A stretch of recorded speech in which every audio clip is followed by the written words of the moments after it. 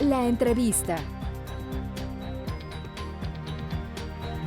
Pues ya estamos de regreso en nuestra sección de salud y ahora le doy la bienvenida al doctor Andrés Fernando Bazán Borges, responsable del programa de trasplante del Hospital Juárez de México, y quien nos va a platicar acerca de la salud renal en los niños. Pues muy buenos días, doctor. Gracias por estar con nosotros. Gracias a ustedes por invitarme y por darme este espacio informativo. Pues claro que sí. Pues primero que nada, platíquenos cuáles son las enfermedades renales más comunes que se presentan en los niños.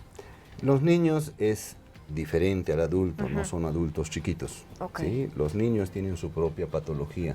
En ellos, indudablemente, el primer grupo de enfermedades que los afecta son enfermedades de tipo congénito, de nacimiento. Okay. Pueden nacer con doble uretero, con doble sistema pielocalicial, con un riñón en herradura, con un tumor, con una serie de cosas. Y el segundo grupo que los afecta son las nefritis.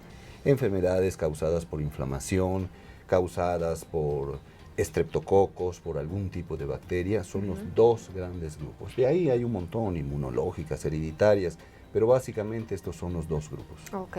Ahora, ¿cómo podemos detectar que nuestro hijo tiene alguna infección urinaria, algún problema en los riñones? En todos los niños, en todos los adultos.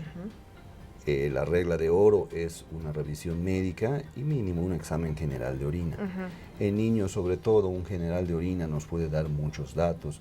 Podemos detectar que está orinando sangre aunque no la veamos. Podemos detectar que está orinando proteínas, que está orinando albúmina, además de los síntomas que podría presentar el niño. Podría ser que sea un niño que se cansa muy rápido, que tiene los pies hinchados, que amanece en las mañanas con los párpados hinchados, que tiene dolor, que tiene escalofrío frecuentemente, que tiene fiebre inexplicable. Son datos de alarma que si a tiempo los tratamos, seguramente no llegaríamos a una insuficiencia renal terminal y podríamos tratar a tiempo una enfermedad renal. Claro. Ahora platíquenos, doctor. Muchas veces decimos, no, es que hoy hice un poquito más oscuro, es que mi orina fue muy clara. ¿Cuáles son las características de la orina en cuanto a olor, en cuanto al color, para poder detectar que algo está mal?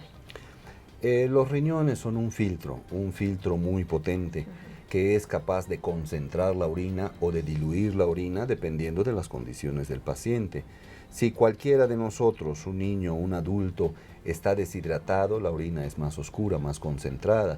Si nosotros tomamos agua de más, la orina se diluye, pero también tiene otras funciones, como manejar el equilibrio de ácido, de base, del pH y una serie de cosas. No hay un estándar, sino que todo depende de las condiciones del paciente. ¿Qué es lo que no debemos de encontrar en orina? No debemos de encontrar eritrocitos y no debemos de encontrar albúmina. ¿Qué es dos albúmina? Puntos. Albúmina es un tipo de proteína. Es una proteína grande que para que pueda salir por el riñón a la orina tuvo que atravesar el glomérulo.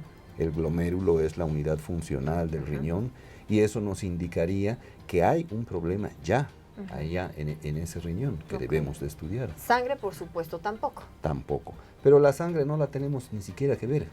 Usted puede ver la orina del bebé que está limpiecita y cuando le ponemos una tira reactiva específica nos sale positiva a orina. Claro. ¿Sí? Esa micro hematuria, como nosotros le llamamos, puede ser patológica y es motivo de iniciar un estudio serio. Ahora, ¿cuáles son los niños que tienen mayor probabilidades de tener algún daño renal? Si son obesos o cuáles son como las características. Cualquier niño que nosotros veamos que corra, brinca y salte, generalmente son niños sanos. Así deben de ser los niños, traviesos. De repente nos topamos niños que por sus condiciones, son niños prematuros, son niños obesos, son niños que no hacen deporte, son niños cansadizos.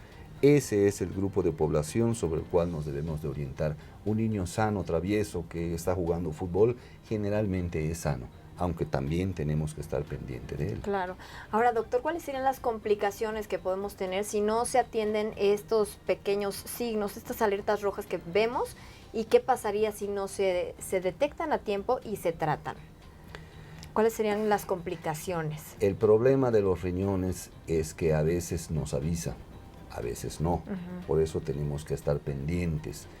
Muchas veces cuando nosotros encontramos la enfermedad ya se encuentra en una etapa muy avanzada. ¿Qué quiere decir avanzada? Que el paciente ya tiene una insuficiencia renal crónica terminal. Es un paciente que ya requiere inicialmente un método sustitutivo, los riñones ya no funcionan y requerirá diálisis o hemodiálisis y eventualmente un trasplante de riñón. Ahora, usted que está ahí en esa zona de los trasplantes, ahí en el Hospital Juárez, pues platíquenos qué tantos niños están esperando en estos momentos algún riñón, cuántos de estos casos son casos de éxito. Trasplantar niños es diferente a trasplantar adultos. El adulto ya es un ser formado psicológicamente y físicamente. El niño es pequeñito y los medicamentos que nosotros utilicemos después del trasplante muchas veces interfieren en su crecimiento. Y tenemos casos exitosos, bien trasplantados, de niños que miden 1,40, 1,30 y así se quedan el resto de su vida. Además, el niño lo tenemos que trasplantar para que siga su vida normal. Mientras que el adulto va a trabajar, si yo no trasplanto a un niño que pueda brincar, gritar, correr, no hubo caso trasplantarlo.